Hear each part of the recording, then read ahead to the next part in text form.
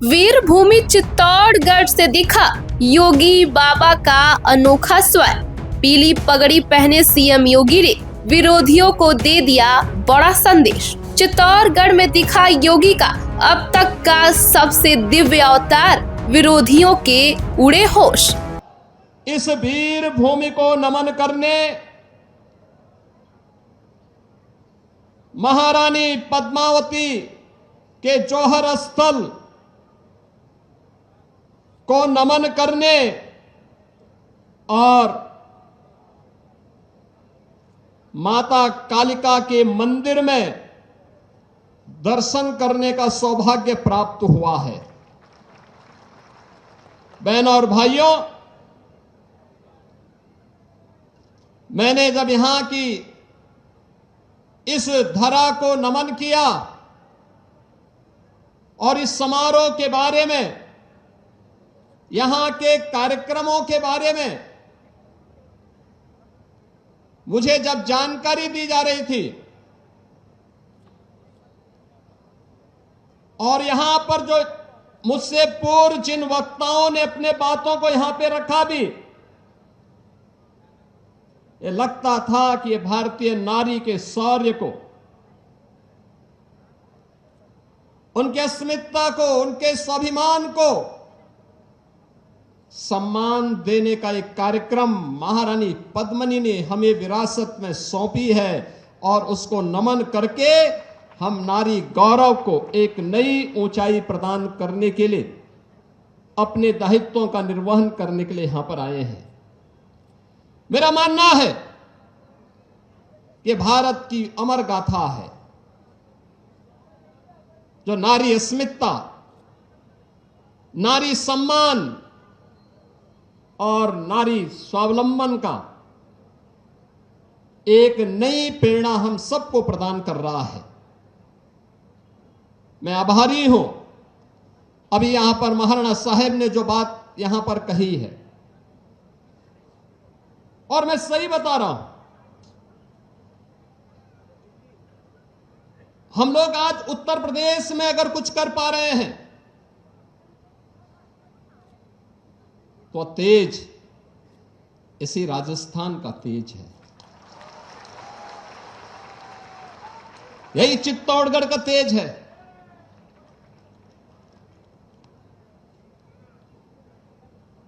आज उत्तर प्रदेश में जो परिवर्तन दिखता है वह प्रधानमंत्री मोदी जी के मार्गदर्शन में,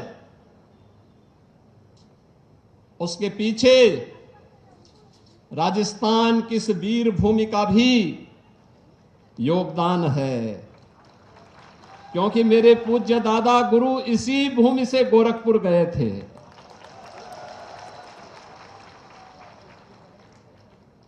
यही वीर भूमि है और इसीलिए मुझे लगता है जब भी राजस्थान के, चित्तौड़गढ़ के, मेवाड़ के शौर्य और पराक्रम की बात आती है, यहां के वीरों के शौर्य और पराक्रम की बातें सामने आती हैं, जब वीरांगनाओं के जौहर को हम स्मरण करते हैं और मीराबाई की भक्ति की उस धुन से भारत अभिभूत होता है, तो हम सब उससे एक नई प्रेरणा प्राप्त करते हैं। याद करिए, इस वीर भूमि ने भारत को एक पहचान दी है। ये चित्तौड़गढ़ का ये किला, ये दुर्ग केवल पत्थरों से बना हुआ एक दुर्ग नहीं है, ये भारत की अस्मिता का प्रहरी है, भारत की अस्मिता को लगातार एक नई प्रेरणा प्रदान कर रहा है। और इसीलिए जब हम लोग आते हैं यहां पर, हम लोगों को लगता है कि ये प्रहरी भारत की अस्मिता को लगातार एक नई दिशा दे रहा है। और कौन ऐसा भारतीय होगा, कौन ऐसा सच्चा भारतीय होगा जिसके मन में श्रद्धा का ये भाव इस वीर भूमि के प्रति यहां के राणाओं के बलिदान के प्रति, राष्ट्र के प्रति, उनके शौर्य और पराक्रम के प्रति उनके मन में नाता हो। हर भारतीय के मन में जब भी भारत संकट में होता है, जब भी भारत का कोई अभिभावक अपने पुत्र को आगे बढ़ने के लिए प्रेरित करता है, आप देखते होंगे हर भारतीय के मन में 3 नाम अक्सर आते हैं। महाराणा प्रताप का नाम आता है, छत्रपति शिवाजी महाराज का नाम आता है, गुरु गोविंद सिंह जी महाराज का स्मरण आता है। इन राष्ट्र नायकों ने अपने लिए नहीं लड़ा था, अपने परिवार के लिए नहीं अपना बलिदान दिया था। इनका संघर्ष देश के लिए था, धर्म के लिए था। इनका संघर्ष सत्ता के लिए नहीं था। इस सत्ता का संघर्ष नहीं था, साम्राज्य का संकट का भी कोई संघर्ष नहीं था। यह धर्म और अस्मिता का संकट था, भारत की अस्मिता का संकट था, भारत की स्वाधीनता का संघर्ष था। और उस संघर्ष के लिए उन्होंने उस हर चुनौती का सामना किया, चट्टान की तरह उसके सामने खड़े हुए और उसका मुकाबला करके उसको नेस्तनाबूद करने का काम भी किया।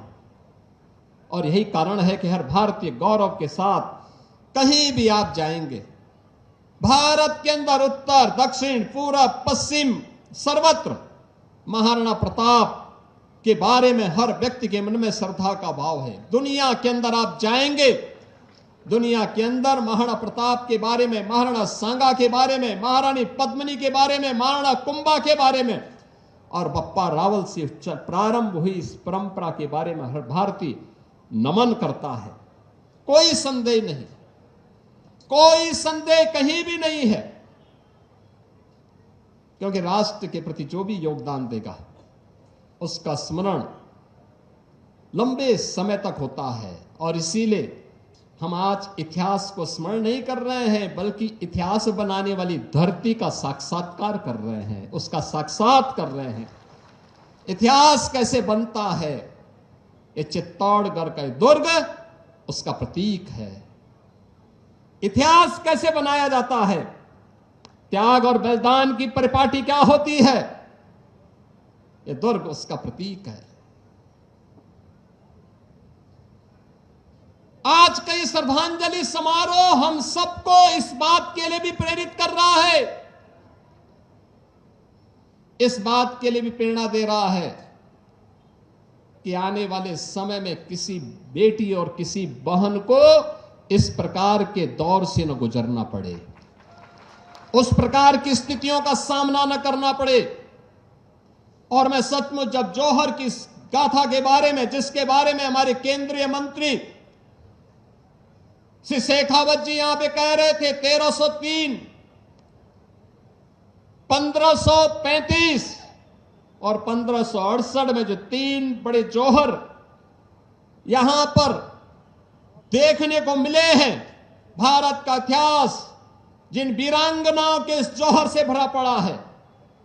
ऐसा नहीं कि यहां का वीर न लड़ रहा हो, वह लड़ रहा था, लेकिन जब महाराणा रत्न सिंह को धोखे के साथ वे वीर गति को प्राप्त हुए अलाउद्दीन खिलजी के धोखे से, क्योंकि शत्रु हमेशा धोखे से ही हमारे वीरों का मुकाबला कर पाया था। आमने सामने की लड़ाई में वे कहीं नहीं टिकते थे, कहीं नहीं टिकते थे।